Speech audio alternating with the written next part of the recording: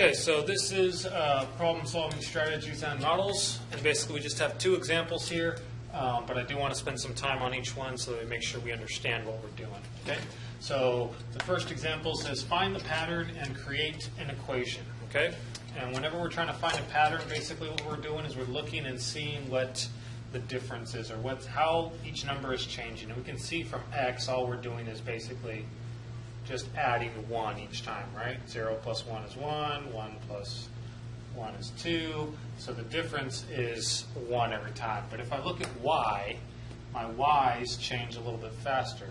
As I go from here to here, I'm adding 25, right? And if I go from here to here, I get the same thing. Add 25 to get to 550. And this pattern seems to stay the same. So it looks like every time my x moves 1, my y moves 25. Okay? And it's these kinds of patterns that help us make equations if we know some values. And that's exactly what we have here. We know some values of x, we know some values of y. Now we want to try and write an equation using that. So if I look at this, usually most equations, and the way you're going to try and write them is you're going to start with y equals, it's always going to have an x, and we're probably missing something here. We're probably missing a number in front of x, and we're probably missing something after the x. Okay? So let's think about this. If x equals 0, then y equals 500. Okay, well, if x equals 0, does it matter what number is in front of x? It doesn't really matter, right? It can be any number. It could be 100, it could be 500, it could be 300, it could be 1 million. But as long as x equals 0, when we multiply that, we get a big 0 there. So it looks like my equation is going to be y equals something x plus 500. Okay? And at least that works for my 0 case. So now I want to see how it differs if I plug in 1. Well, if I make this a 1 in front of x, and I make x 1, I'm going to get 1 times 1. Well, 1 times 1 plus 500 is 501.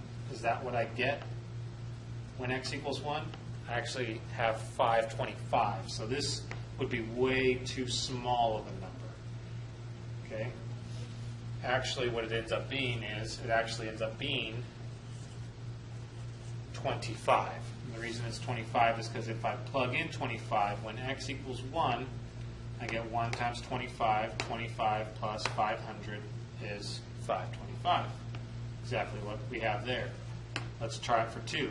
2 times 25, well, that's 50. 50 plus 500 is 550. So it looks like I have my equation here. And that's exactly what you're going to do for the homework. Okay? You're going to look at some patterns, and you're going to try and create an equation. It's okay, but what I would always suggest is that you always start with your y equals. You're always going to have your x, and you're probably going to be adding or subtracting some number. You're also probably going to be having a coefficient, but you want to be looking at your pattern, and those will help you. Because as you can see, since we added 25, that became the number that we multiplied by. It's not always going to be the case, but it's definitely going to help you solve those patterns or come up with the equations in the pattern. Okay, so example 2 says draw a diagram and solve. So now we're going to look at a word problem, and there's lots of word problems in this section. But what we want to do is we want to draw a diagram of what this says, and that's going to help us write our equation to solve the problem. Okay? So, Mr. Marquez wants to hang 4 posters on a wall 31 feet long.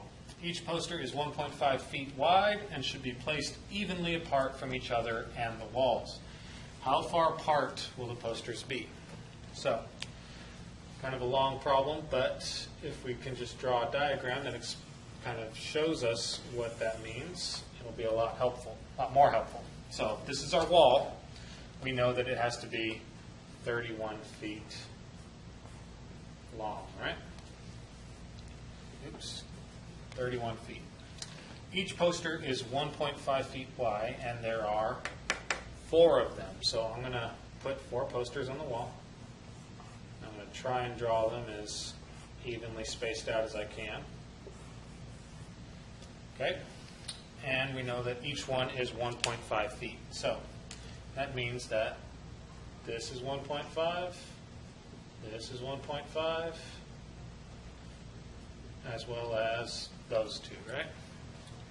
What else does it say? It says they should be evenly spaced apart, as well as from the walls. So what that means is this should be the same as this, as well as these spaces between the posters. And if you remember back in geometry, we always use this little symbol, right, to represent that. It means that those lengths are the exact same. And let's look at the final question, what it's asking for. So it says, how far apart will those posters be? Well, we don't know what that distance is, but we do know that they're all the same. So why don't we say that they're equal to x? Because that's what we want to find out, right? That's our unknown. That's what we're trying to solve for. Okay, so if we look at our diagram here, we know that the wall's this far, each width of the poster, and each piece in between. So how far apart are they? Well, let's look at our equation. If I add all of this up, all these distances, I should be equal to 31, right? So 31 feet is going to be what it equals. Now I'm just going to add like terms. So I have x, 1x, 2x, 3x, 4x. I have 5x plus, and then these distances. 1.5 plus 1.5 is 3, plus 1.5 is 4.5, plus 1.5 is 6. So this huge problem comes out to something pretty simple, right? So let's just finish it out. Subtract 6, we get 5x equals 31 minus 6. Well, that's 25, and if we divide by 5, we get x equals 5. And it was in feet, so we don't want to forget that. So our final answer is, how far apart? Should be 5 feet apart from each other. So the problems aren't going to be exactly like this, but they are going to ask you to draw a diagram. All we have to do is read it and kind of draw what it's expressing. But this is problem-solving strategies and models.